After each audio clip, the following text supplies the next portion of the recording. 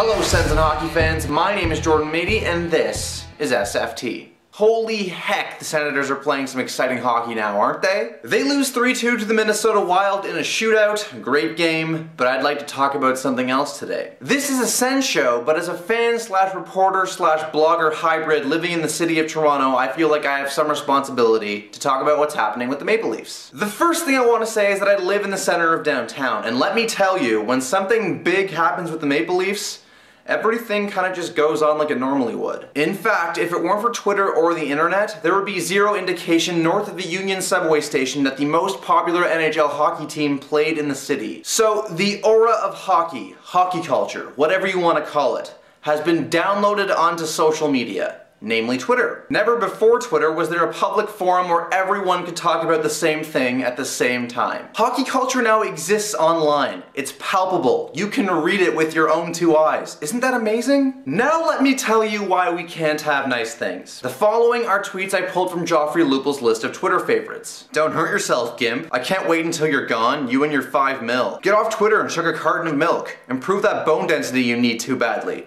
Must be nice getting paid $5 million to do nothing. Now, let me clear something up. These are fans, just gonna let that sink in, tweeting to Joffrey Lupul, and he's reading them. He's reading them long enough to favorite them. And those are some of the cleanest messages tweeted to him. And gosh darn it, I will not show the more vulgar ones because this is a family show. Now, a lot of people like to talk about the media treating the Leafs like crap. This stuff on Twitter is worse than anything the Toronto media has ever said or written about the team or its players.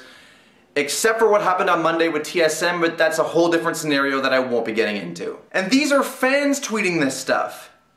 Aren't you supposed to like the team? If you look at the bios or the handles of these people, most of them claim that they are fans of the Toronto Maple Leafs. Conveniently, this leads me back to Twitter. The thing about being online is that you can debate and tweet and do anything without having a name or a face attached to what you're saying. So, to some, this means you can do things like, "Hey Jordan, your show sucks, idiot. Hee hee hee hee hee." Wow, that was kind of mean. I think I just hurt my own feelings. Okay, so you get the point. Dealing with media professionals is one thing. Dealing with the fan base that comes off like they hate you is a whole other scenario. It's like being supported by a crutch that's made of needles. A lot of people don't like needles. Just because these guys make a lot of money doesn't make them any less or more human than you or vice versa. Sure, tweet about one of them having a really bad shot or even a bad game, but why would you go and tweet at them and attack them personally? Like, "Hey buddy, you're a waste of breath. Now go score 30 goals. Not particularly motivating, is it? No. So yes, Twitter is a great thing to have, it really is.